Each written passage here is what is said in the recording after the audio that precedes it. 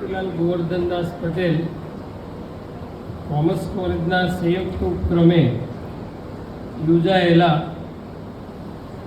રાષ્ટ્રીય level seminar Bharat को जानो भारत को मानो भारत के बनो भारत के बनाओ એમાં મારી સાથે મંચ ઉપર ઉપસ્થિત परम वंदनीय आदरणीय श्री सुनीलभाई मेहता साहेब, આજના સમારંભના અધ્યક્ષ માનનીય ચંદ્રકાંતભાઈ પટેલ સાહેબ, અનિરુદ્ધભાઈ પટેલ, રાઠવા સાહેબ, કોલેજના પ્રિન્સિપાલ પટેલ સાહેબ, સન્માનનીય વક્તાઓ ડૉક્ટર મિતેશભાઈ જયસ્વાલ અને ડૉક્ટર બલદેવભાઈ પ્રજાપતિ સાહેબ, વિવિધ કોલેજના પ્રિન્સિપાલ મિત્રો, અધ્યાપકો અને વિદ્યાર્થીઓ, મારે બીજી એક જગ્યાએ કાર્યક્રમ હોવાના કારણે હું સુનિલભાઈ મહેતા સાહેબનું જે વ્યાખ્યાન છે એ ચૂકી ગયો, એટલે મને ઘણો એનો અફસોસ થયો. પણ તમે બધા નસીબદાર છો કે તમને એવું ભવ્ય વ્યાખ્યાન જે છે એ સાંભળવાની તક મળી. તો આવું સુંદર વ્યાખ્યાન કરી અને એમણે ઓલમોસ્ટ જે સેમિનારનો વિષય છે એને બહુ વિશાળ પરિપ્રેક્ષમાં આપ બધાની સમક્ષ રાખી દીધો છે. પણ મને એ વાત કહેવાની થોડી ઈચ્છા છે કે આવું કરવાની આપણને કેમ જરૂર પડી, બરાબર? એટલે આપણો જે દેશ છે એ સોને કી ચીડિયા કહેવાતો ભારતનો એક 15મી 16મી સદીમાં સુવર્ણયુગ કહેવાતો, તો એ વસ્તુ આપણે ખોઈ દીધી છે. એટલે આ જે મંચન છે એ આપણી ખોવાયેલી વિરાસત, આપણી ખોવાયેલી સંસ્કૃતિ એને પુનઃ સ્થાપિત કરવા માટેનું આ ચિંતન છે. આપણી અને આ ખોયું છે, કોઈ પણ સંસ્કૃતિની વિરાસત છે એને આગળ કોઈ લઈ જતું હોય તો એ જે તે વખતની શિક્ષણ પ્રણાલી એને લઈ જાય. એટલે આ જે ખોવાયેલી આપણી વસ્તુઓ છે અથવા તો ખોવાયેલા આપણા જે મૂલ્યો છે એને જો પુનઃ જીવિત કરવા હોય તો એનો માત્ર એક ઉપાય શિક્ષણ પ્રણાલી છે. આપણે બધા જાણીએ છીએ કે ભગવાન રામ, ભગવાન કૃષ્ણના સમયથી છે ગુરુકુળ પરંપરા હતી, અને ત્યારે આપણને ખબર છે કે રાજા મહારાજાના દીકરા દીકરીઓ પણ આશ્રમમાં જઈને જ અભ્યાસ કરતા. આવી દિવ્ય ભવ્ય પ્રણાલીના આપણે વાહકો છીએ. તો એવી જે દિવ્ય ભવ્ય પ્રણાલી હતી ત્યારે ત્યાં રામ રાજ્ય સ્થાપિત થાય. તો એ જે પ્રણાલી આપણે ગુમાવી છે એના પછીના કાળમાં પણ રાજા મહારાજાઓ અનેક થઈ ગયા, અનેક આપણા એવા સમ્રાટો થઈ ગયા કે એની પણ શિક્ષણ વ્યવસ્થા અને સમાજ વ્યવસ્થા ઉત્તમ કોટીની હતી. અને તો જ આપણે એવું કહીએ કે રામાયણ મહાભારતને 5000 વર્ષથી વધારે સમય આપણે ગણીએ તો આપણા રાજા મહારાજાઓએ જે કામ કર્યું તો 15મી 16મી સદી સુધી તો આપણે સોને કી ચીડિયા એ હતા. એટલે એટલા બધા વર્ષો નથી થઈ ગયા એમ. તો ત્યારે બહારની જે પ્રજા છે, અત્યારે જે ઉલટી ગંગા છે કે આપણા યુવાનો યુએસ, કેનેડા, ઓસ્ટ્રેલિયા આ તરફ જે આકર્ષાય છે અત્યારે, એ પરિસ્થિતિ એ વખતે ઉલટી હતી ને એ આપણે ઇતિહાસમાં ભણ્યા છીએ અને આપણે ભોગવ્યું બી છે. બરાબર કે ત્યારની પરિસ્થિતિ એવી હતી કે બીજા લોકો અહીંયા આવતા હતા ઇન્ડિયા, ભારત. બીજી પ્રજા છે, પોર્ટુગીઝો આવ્યા, ફ્રેન્ચો આવ્યા, ડચ આવ્યા, મુગલો આવ્યા, અંગ્રેજો આવ્યા, બધા આવીને લૂંટીને ગયા.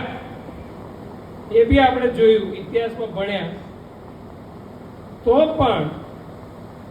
પણ આજે પણ એવા કુટુંબ છે આ દેશની અંદર કે જેમાં એક વ્યક્તિ કમાય છે અને આખું ફેમિલી શાંતિથી રહે છે. એવું હજી પણ છે અને એવું માત્ર ને માત્ર આ એક જ દેશમાં છે. આટલું ગુમાવ્યા પછી તો એવી ધરતીના આપણે સંતાનો છે.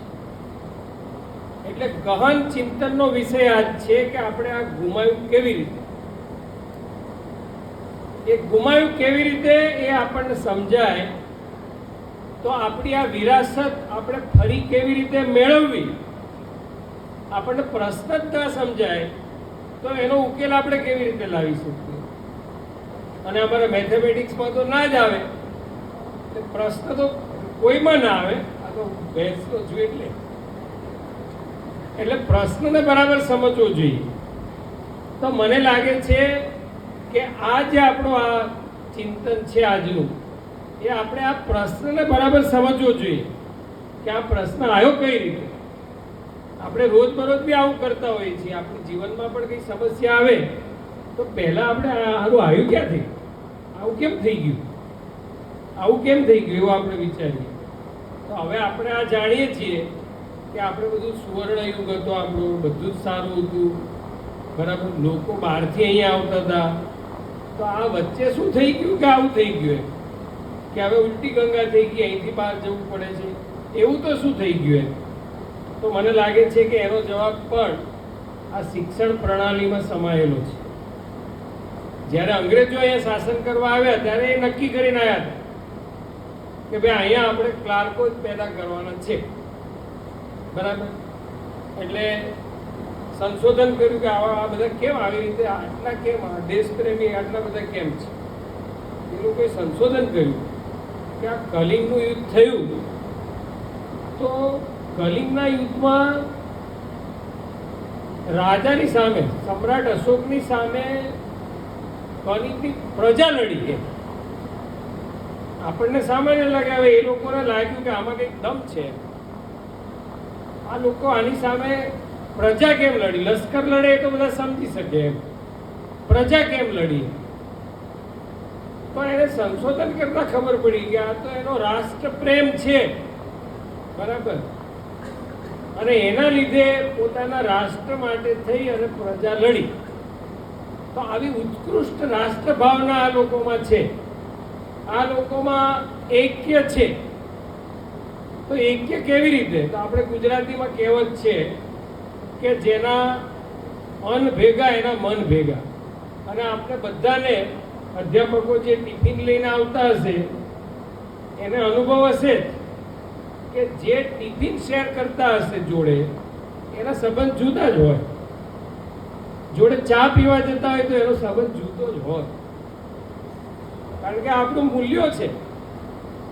ચા પીતા પીતા જ એ એના દિલની વાત કરી શકે, જમતા જમતા જ એના મનની વાત કરી શકે, એ મોકળાશ અનુભવી શકે. એટલે એને ખબર પડી કે આપણે ત્યાં તો પ્રથા હતી કે ઘરના બધા જ લોકો આવી જાય પછી બધા જોડે જમવા બેસે. તો આ જે આપણા મૂલ્યો હતા એ આપણી આ જે તાકાત હતી એના સાથે, એના લીધે બધા સાથે રહેતા હતા અને એકબીજા વગર રહેવાની માનસિકતા જ નહોતી. એટલું બધું એ હતું અને એના માટે એકબીજા માટે મરી પડવા પર સુધીની તૈયારી. અને એનું આ ઉદાહરણ છે કલિંગનું યુદ્ધ. અને આપણે બધા જાણીએ છીએ કે સમ્રાટ અશોકનું બી હૃદય પરિવર્તન જે થયું, મહાન સમ્રાટનું, એ આ યુદ્ધથી થયું, અને એને પણ થયું કે મેં કેવો ક્રૂર અપરાધ કર્યો. સમ્રાટ અશોકે તો આના પહેલા કેટલા યુદ્ધો કર્યા. તો આપણને પ્રશ્ન થવો જોઈએ કે ભાઈ ત્યાં જ કેમ મને હૃદય પરિવર્તન થયું, બીજે કેમ ના થયું? તો ત્યાં એટલા માટે થયું કે એને થયું કે મારાથી ખૂબ મોટો અપરાધ થઈ ગયો છે. મેં રાષ્ટ્રપ્રેમી પ્રજાને મારી નાખી. આ મેં ખૂબ મોટો અપરાધ કર્યો, અને પછી એણે યુદ્ધનો ત્યાગ કર્યો. એટલે આવા સમ્રાટનું હૃદય પરિવર્તન કોઈએ કર્યું હોય તો એ રાષ્ટ્ર ભાવનાએ કર્યું. એ રાષ્ટ્ર ભાવના કદાચ આપણે ક્યાંક ને ક્યાંક ગુમાવી ચૂક્યા છે. એટલા માટે આપણી જે આપણે આજે આ ચિંતન કરવાનો સમય આવ્યો છે. આપણી શિક્ષણ પ્રણાલીમાં મેકોલો શિક્ષણ પ્રથા જે આવી, એનો મુખ્ય આશય ક્લિયર જ હતો કે ભાઈ આપણે કારકો પેદા કરવા, અને એના પરિણામ અત્યારે આપણે જોઈએ છીએ, ભોગવીએ છીએ. અત્યારે સૌથી મેક્સિમમ જો અરજીઓ આવે તો એ ક્લાર્કની જગ્યામાં આવે, એના આપણે બધા સાક્ષી છીએ. આવે કે નહીં? ક્લાર્કની જગ્યા હોય તો 10 લાખ અરજીઓ આવે. તો આ પરિણામ આવી ગયું કે નહીં એને કર્યું એનું? તો હવે આને હમું કરવું પડે કે ના કરવું પડે? તો એને આ રિપેર કરવાનું જે કામ છે એના માટેનું આ ચિંતન છે. અને એના માટે સરકાર રાષ્ટ્રીય શિક્ષા નીતિ નવી રાષ્ટ્રીય શિક્ષા નીતિ 2020 લાવી. આ શિક્ષા નીતિનો ભાવ આ જ છે કે આપણી જે ભારતીય જ્ઞાન પરંપરા હતી, આપણી જે પ્રણાલીઓ હતી, આપણે જે રીતે અભ્યાસ કરતા હતા, આપણે ત્યાં જે રીતે શીખવવામાં આવતું હતું, એનું આપણે પુનઃ અવલોકન કરીએ અને એને પુનઃ સ્થાપિત કરીએ. એના માટેની નીતિ એટલે આ નવી રાષ્ટ્રીય શિક્ષા નીતિ. અને જો આપણે સાચા અર્થમાં નવી રાષ્ટ્રીય શિક્ષા નીતિને લાગુ કરી શકીએ તો મને લાગે છે કે આપણી જે ભારતીય જ્ઞાન પરંપરા છે, આપણી જે ધરોહર છે, આપણી જે વિરાસત છે, એને આપણે ફરી પુનઃ સ્થાપિત કરી શકીશું. એટલે આજના આ કાર્યક્રમમાં બધા વિદ્વાન લોકો છે જેને તમને સાંભળવાની તક મળશે, અને ખરેખર ખૂબ સુંદર એ આ એક દિવસના સેમિનારનું આયોજન થયું છે. એ માટે પટેલ સાહેબ અને એમની આખી ટીમને ખૂબ ખૂબ અભિનંદન આપું છું કે બહુ ઉત્તમ કોટીના વક્તાઓ ઉપલબ્ધ કરાવી અને આ સેમિનાર સાચા અર્થમાં એક સુંદર સેમિનાર થાય, એક ફ્રૂટફુલ. આના સેમિનારના અંતે તમે કંઈક ભાથું લઈને જાઓ એ પ્રકારનું આયોજન કર્યું છે. એટલે એમને ખૂબ ખૂબ અભિનંદન આપું છું. બધા વક્તાઓ એમનો કિંમતી સમય ફાળવીને, અને ખાસ કરીને સુનિલભાઈ મહેતા સાહેબ, એમની આટલી ઉંમર છતાં પણ વિદ્યાનગરથી છેક છોટા ઉદેપુર સુધી પોતે ટ્રાવેલિંગ કરીને આવ્યા છે. હું આવ્યો એ પહેલાં એમણે એમનું પોતાનું વ્યાખ્યાન સુંદર મજાનું તમને બધાને સંભળાવી દીધું, અને છતાં હજી પણ કાર્યક્રમમાં એકદમ અદબથી બેઠા છે. એવા આદરણીય સુનિલભાઈ મહેતા સાહેબને પણ ખૂબ ખૂબ અભિવાદન કરું છું, એમને શુભેચ્છા પાઠવું છું, અને એમનો યુનિવર્સિટી પરિવાર વતી આભાર પણ વ્યક્ત કરું છું. બંને વક્તાઓ બલદેવભાઈ અને જયસ્વાલ સાહેબ બંનેને પણ આવકારું છું. અને મને આશા છે કે આ સેમિનાર છે એ ખૂબ ફ્રૂટફુલ રહેશે. આ સેમિનારના ઉદ્ઘાટન સત્રમાં મને જે સામેલ થવાની તક મળી, આપની સાથે બે વાત કરવાની જો મોકો મળ્યો, એના માટે હું આયોજકોનો હૃદયપૂર્વક આભાર માનું છું. અને છેલ્લે આપણી યુનિવર્સિટી આ જે રાષ્ટ્રીય શિક્ષા નીતિ છે એના અમલ માટે ખૂબ સારી રીતે કામ કરી રહી છે. આપણે જે વિષયો સ્કિલને લગતા છે, એબિલિટી એન્હાન્સમેન્ટને લગતા છે, એના માટે આપણી પાસે બધા જ એક્સપર્ટાઇઝ અવેલેબલ ના હોય. એટલે આપણે એવું કર્યું છે કે આપણે ત્યાં દરેક જિલ્લામાં આરસેટી એટલે કે rural self employment training institute, એ દરેક જિલ્લામાં કેન્દ્ર સરકારના સહયોગથી કોઈને કોઈ બેંક એની નોડલ ઓફિસર હોય છે, અને એમાં લગભગ 50 જેટલા જે કોર્સ છે એ કોર્સિસ ચાલે છે. એટલે જો વિદ્યાર્થી ત્યાં કોર્સ કરે તો એની ક્રેડિટ આપી શકીએ આપણે. એટલા માટે આ બધા જ કોર્સને આપણે આપણા સિલેબસમાં સમાવ્યા છે. એમાં જે 15 દિવસનો કોર્સ કરીને આવે તો એને આપણે MDC એટલે મલ્ટીડિસિપ્લિનરી કોર્સ એની આપણે 4 ક્રેડિટ આપીએ છીએ. જો કોઈ વિદ્યાર્થી 30 દિવસનો કોર્સ કરીને આવે તો એને આપણે દાખલા તરીકે સીવણ ક્લાસના જે અવર્સ દિવસો છે એ 30 દિવસ છે. તો કોઈ ભાઈ બહેન સીવણ ક્લાસ જો શીખીને આવે છે 30 દિવસનો કોર્સ કરીને આવે છે તો એને આપણે MDCની 8 ક્રેડિટ આપીએ છીએ. અને મોબાઈલ જેવા સારા કોમ્પ્યુટરના કોર્સ એ બધા 45 દિવસના કોર્સ છે. જો કોઈ આપણા વિદ્યાર્થી 45 દિવસનો કોર્સ કરે તો એને MDCની આપણે 12 ક્રેડિટ આપીએ છીએ. એટલે એના 3 કોર્સિસ ભણવાનું ભારણ આપણે ઓછું કરીએ છીએ, કારણ કે એ ત્યાં સ્કિલ ડેવલપ કરે છે. અને આ સેન્ટરોની અંદર રહેવા જમવાની ફ્રી વ્યવસ્થા છે. આની કોઈ ફી નથી, બરાબર. ખૂબ સારી રીતે આ લોકો ટ્રેનિંગ આપે છે સરકારના સહયોગથી. અને ટ્રેનિંગ આપ્યા પછી રોજગારી મળે એના માટે પણ પૂરતો પ્રયાસ કરે છે. એટલે વિદ્યાર્થીઓ ભણવાની સાથે સાથે જો આવા કોર્સિસ રહે તો આ જે 10 લાખની લાંબી લાઈન થાય છે એના બદલે પોતે પોતાનો વ્યવસાય ઊભો કરી શકે. સરકારની આ જે નીતિ છે આત્મનિર્ભર ભારત બનવાની, એને પોષણ મળે. એટલા માટે આપણી યુનિવર્સિટીએ આ RCET સાથે MOU કર્યો છે. અને દિવાળી અને ઉનાળુ વેકેશનમાં આપણા વિદ્યાર્થીઓ માટે એ લોકો સ્પેશિયલ બેચ ચલાવે એવી વ્યવસ્થા કરી છે. એટલે આ કાર્યક્રમના માધ્યમથી બધા જ મિત્રોને મારો આગ્રહ છે કે આ મેસેજ દરેક વિદ્યાર્થી સુધી પહોંચે. અને વિદ્યાર્થી ખાલી RCET જતો રહે અને આપણને સર્ટિફિકેટ આપશે તો આપણે એની ક્રેડિટ છે એ એડ કરી દઈશું. અને આ કરવા પાછળનું બીજું કારણ એવું પણ છે કે આ વિસ્તારમાં થોડા હાજરીના પ્રશ્નો છે. એટલે જ્યારે હાજરીના પ્રશ્નો છે ત્યારે જો આવા કોર્સિસમાં વિદ્યાર્થીઓ જોડાતા થશે તો ઓટોમેટિક એને આવા કોર્સિસ કરવાની પ્રેરણા મળશે. રોજગારી લેતા લોકો દેખાશે તો એ આ તરફ વળશે. એટલે બધા અધ્યાપકોને મારી આગ્રહભરી વિનંતી છે.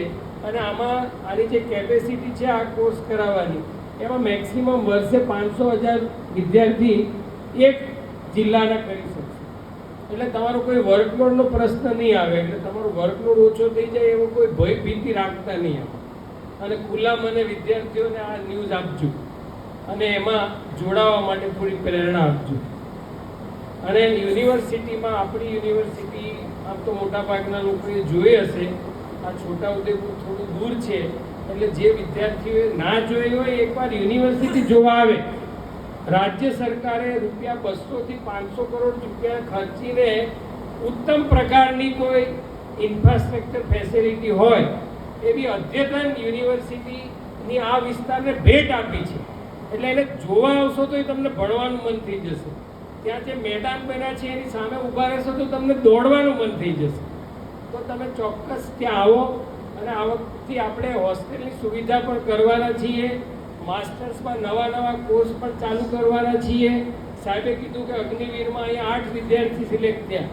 યુનિવર્સિટીએ એવો નિર્ધાર કર્યો છે કે આવતા વર્ષે bachelor of physical education UG ચાલુ કરવું અને 120 વિદ્યાર્થીને એડમિશન આપવું અને એની સાથે સાથે એને કોમ્પિટેટિવ એક્ઝામની તૈયારી કરવી અને એવું એશ્યોર કરવું કે 120 વિદ્યાર્થીઓ છે એ કાં તો કોઈકનો કોઈ પ્રકારની જોબમાં લાગી જાય કે રોજગારી મળી જાય એવો પ્રયાસ કરવાનો યુનિવર્સિટીનો નિર્ધાર છે. Thank you.